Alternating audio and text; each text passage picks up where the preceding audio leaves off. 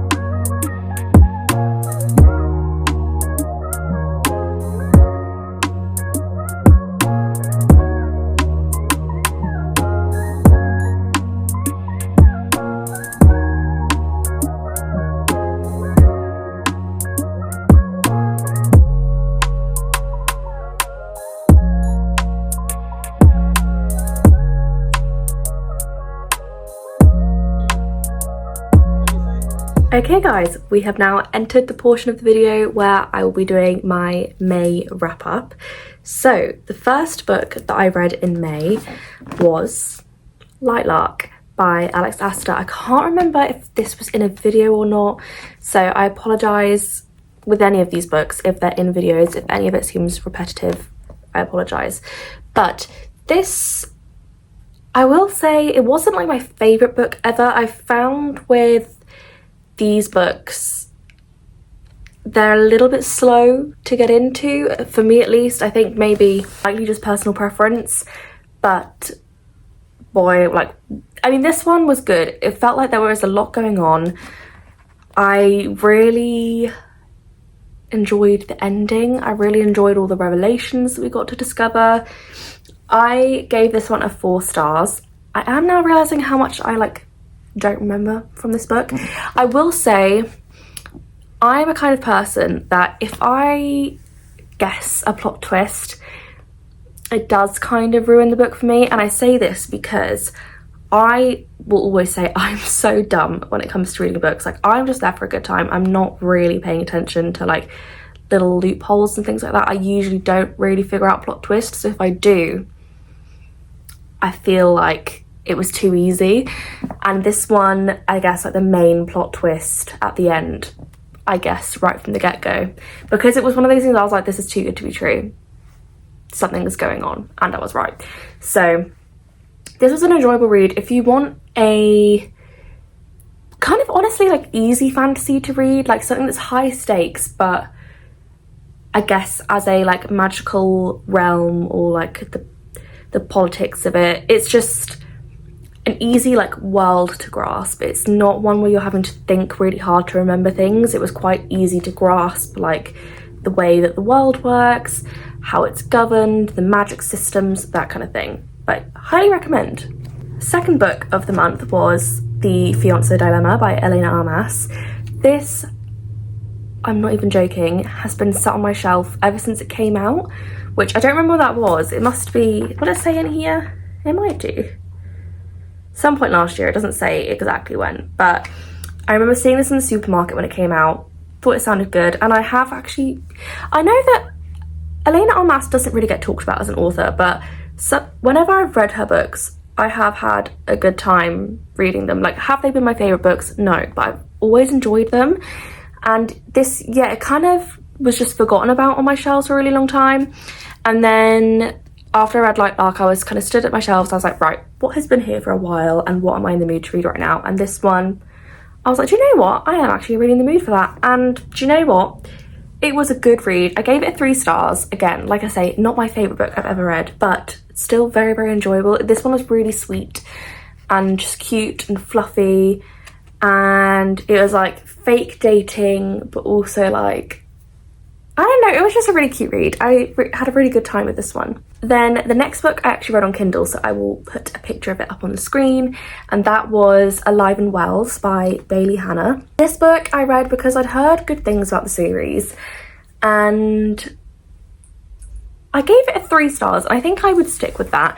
I basically just kind of felt like one of the subplots of the book, for instance, like why she went to Wells Ranch, was quite dark, but then the rest of, like, the way the rest of the book was handled didn't really like marry with that story. Especially like there was a bit at the end where she kind of has to like confront what she's run away from, and the way that situation was handled, I was like, that just doesn't feel like she would really be okay with that if that was in real life, you know? It didn't feel like very realistic. It also didn't really feel like, I don't know, it was just a weird one. Wasn't my favourite book. I don't know, I think it was just like maybe a little bit too smutty for me as well. I don't know, but it was still a good read. Still enjoyable, quick, fun, easy cowboy romance. Can't go wrong. So that was book number 3 of the month. Book number 4 was also on Kindle, and that was Diabound by Sable Sorensen. I had seen so much discourse about this online, of people saying they thought it was going to be the next like book top romantasy, and so I was like, I have to jump on it before it goes crazy big, and I loved it. I am so excited for the next one to come out. I gave it a 4 star because I think, if I remember rightly, there were like a couple of bits that felt a little bit slow, but overall I was like glued to my Kindle from the second I started that book. It felt very much like, I think I had it in a video, and initially it felt very like Fourth Wing with Wolves, and then the more I went through, it felt like an amalgamation of like the best parts of some other like romantasies that I've read, and not in an obvious way at all, don't get me wrong. It was just like certain bits almost felt like little nods to other books that I've read before, but I loved it. It was so good. Have not really any criticisms, to be honest, but I feel like if you are someone who likes Fourth Wing and enjoyed that series, you will really enjoy Diabound, and I can't wait for the next one. Can't wait. Book number 5 of the month was Hello Stranger by Catherine Center. This was another one that has been sat on my shelf for, I'm not even joking, just short of a year. I bought this when I went to the Eras tour last June, and it's been sat on my shelf ever since. I think it's because when I bought this, I had just read The Bodyguard and I really liked it, so I was like, oh, I want to read another one. And then I didn't love the sound of this book and ended up honestly not really liking it. I gave this a 2 star. I kind of had to fight my way through this one. Don't get me wrong, it wasn't a bad book. I think just because I enjoyed The Bodyguard so much when I read it that I had higher expectations for this one. Not my fave. I might read a different one of hers, especially as I have seen some people say like that Catherine Center writes really strong female leads, but almost to a fault. And I do kind of agree with that. There were some instances in this book where the female main character, I was just kind of like, are we being unnecessarily independent here? Like, when, I don't know, but I can understand why people think that. But also, I mean, don't get me wrong, I love a strong female lead. That's all I'm going to say. It was a 2-star. It just... Oh, and I predicted the plot twist, which, as I said earlier, kind of spoils it for me. This one, it was really, really obvious from the get-go. So yeah, didn't love that I figured that out, and so I couldn't even really rely on that to redeem the book for me. It was just very much like I got through it. It's off my TBR. She's read. Would recommend. I feel like some people will really like it, but it just wasn't for me. It just wasn't for me. I'm sorry. Now next, we have my favourite read of the month, and that is Rewind It Back. This was utter perfection. Liz Tom Ford, can we give her flowers? Because this, are you kidding? She definitely saved the best story for last. Bear in mind, I am not someone who loves a second chance romance. I also don't equally love a childhood friends to lovers romance, but this, I can't even express how amazing this book was. I didn't want this book to end. I could have read about Rio and Hallie forever.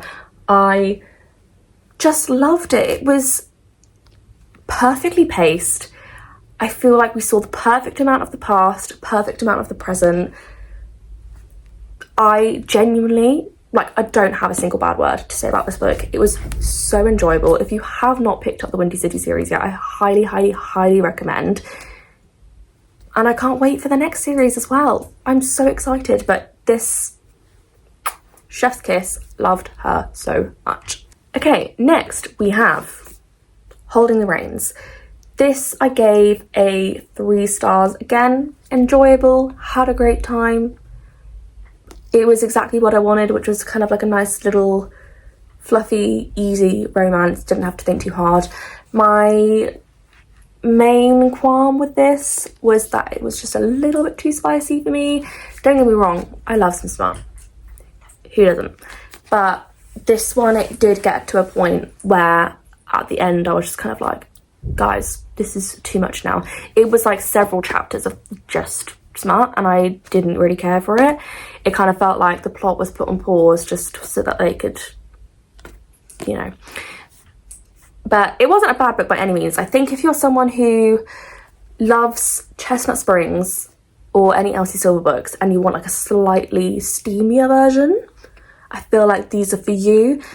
If you're someone who generally likes an Elsie Silver book, I think you'll still like these. They might not be your favourite, but I think you'll still like them.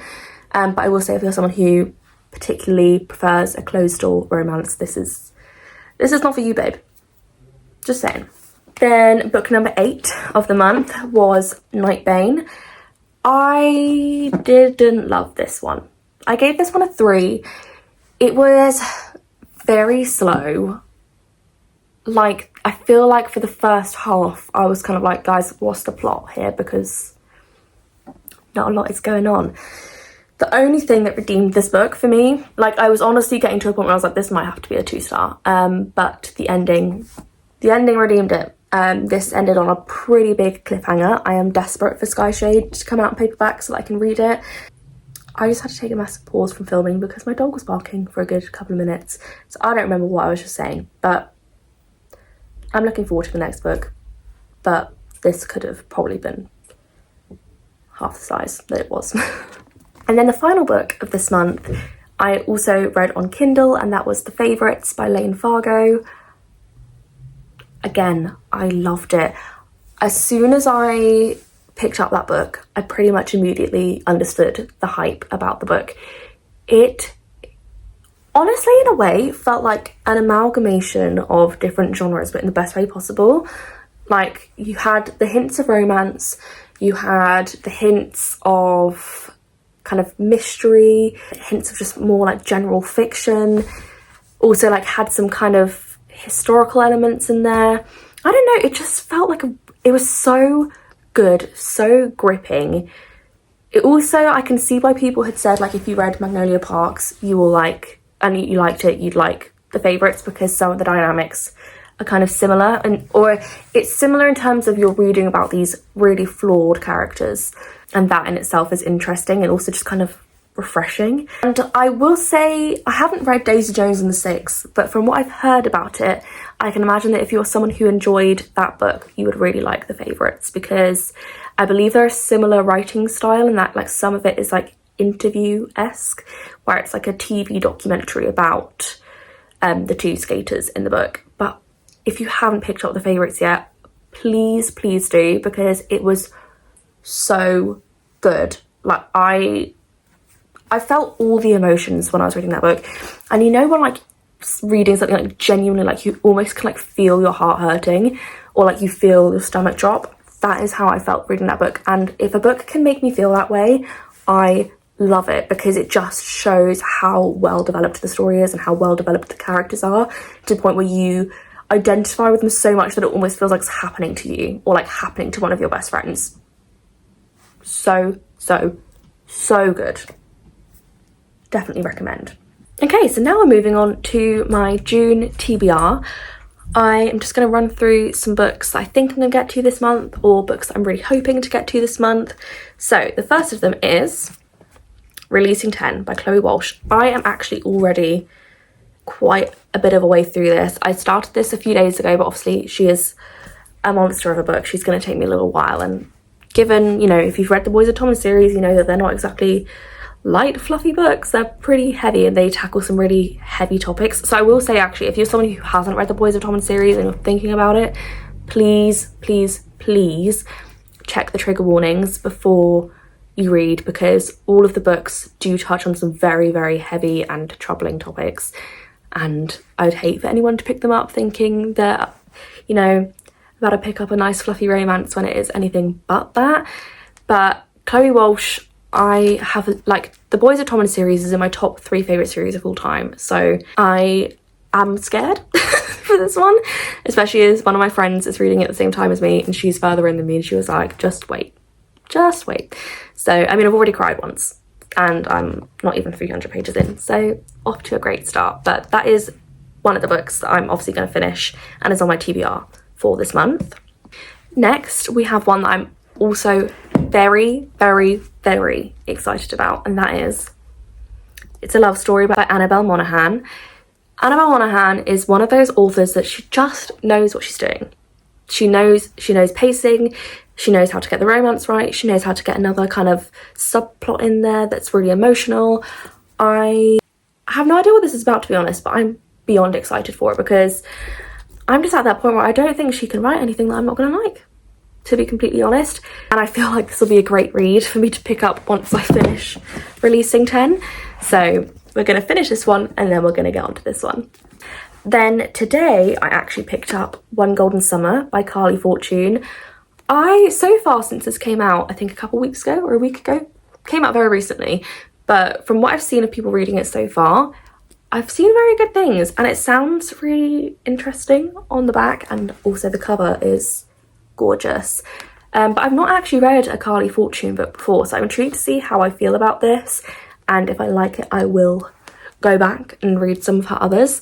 Because I know, was it a few years ago, her biggest one, or like the one that I guess drew people's attention, was Every Summer After, which I have not read. Well, like I said, I haven't read any of her books, but I have high hopes for this, so that'll be an exciting one. Then some new releases that are coming out this month, which I obviously don't have right now because they're not out yet, but will be coming out this month and I'm hoping to get to, are V.E. Schwab's new book, which is, I believe it's called Bury Our Bones in the Midnight Soil. I saw Heather read this. Hi, bestie Heather, if you're watching. And I believe Heather really enjoyed it from what I remember seeing. And I've only ever read one V.E. Schwab book before, and that was The Invisible Life of Ad Lewis, and I really liked it. I really enjoyed her writing. It was such a like clever story. So I don't have any idea what her new release is about, but I don't know, it just looks like it'd be really good, and I feel like I'd enjoy it. So I'm very excited for that one to come out. And then another one that's coming out this month, which I'm particularly excited for, is Ashley Poston's new release, which is Sounds Like Love. I am so excited. I have read, to be fair, I haven't actually read all of her books yet. I've read 7 Year Slip and A Novel Love Story. I think I'm going to try and read The Dead Romantics this autumn, because I know it's more like autumnal vibes, that book. But again, she's one of those authors that just has such clever ideas, because if you haven't read any of her books, she tends to kind of have some kind of magical realism in there, and they're just such unique stories, and they're like beautifully written, such amazing books. So I'm very, very excited to read Sounds Like Love. I will say I'm very, very jealous of everyone who got a proof of that book. But anyway, that is my June TBR. I'm not putting too many books on my TBR for June because your girl is very busy this month. As you will have maybe guessed by my cover page for June, it is Beyonce month, guys. I am seeing Beyonce in 6 days. I'm so excited. I'm just like living and breathing Cowboy Carter right now. I'm so excited. But because of that, this whole next week, to be honest, is so busy. I have no idea how much I'm going to get to read. I'm probably going to try and finish releasing 10 over the next few days if I can, because I don't think I'm going to have a chance to read it while I'm away, and then I can pack a smaller book with me. But yeah, that's where we're at. But yeah, I did say I would show you some new purchases that I made book-wise, so I will very, very quickly do that. One of those was obviously One Golden Summer, which I bought today in the supermarket. It was a very exciting find. And then one that I found yesterday in Clifton in Bristol, which I am so happy with. Anyone who knows me knows how much I love Pride and Prejudice. It is my ultimate comfort film. I loved the book as well. I love Pride and Prejudice. It is my ultimate like comfort. And we went to an Oxfam bookshop in Clifton and I saw this and I simply couldn't leave it there. It is this gorgeous edition of Pride and Prejudice. I don't know if you're going to be able to see it. There you go. Which is if I find it again, it was a 1980, I believe. 1980 edition printed by the Franklin Library. So it's printed in the US, this one. And I was looking up how much they cost in the UK, and they're usually like north of 100. I got this for 20. So pretty good find. It's got like gold pages. It also has portraits inside. So like there's Mr. Wickham. There is one of Elizabeth. I have been trying to find and see if there's one of Mr. Darcy, because I feel like surely. But it's just, she's gorgeous. I basically feel like at some point I'm going to have a Pride and Prejudice shrine on my bookshelves. At the moment I have 2 editions. There's one at least that I still desperately want, which I will order soon. But yeah, that's all the book purchases I can think of at the moment. But anyway, that is it for this video. If you enjoyed, please give it a thumbs up, comment down below anything you'd like to see from me in the future. I will say next week we have a particularly exciting video. I'm very excited to film it. Please subscribe if you haven't done so already. I would be very, very, very grateful. But without further ado, I am going to get on and edit this video, and I'll see you guys next week. Bye!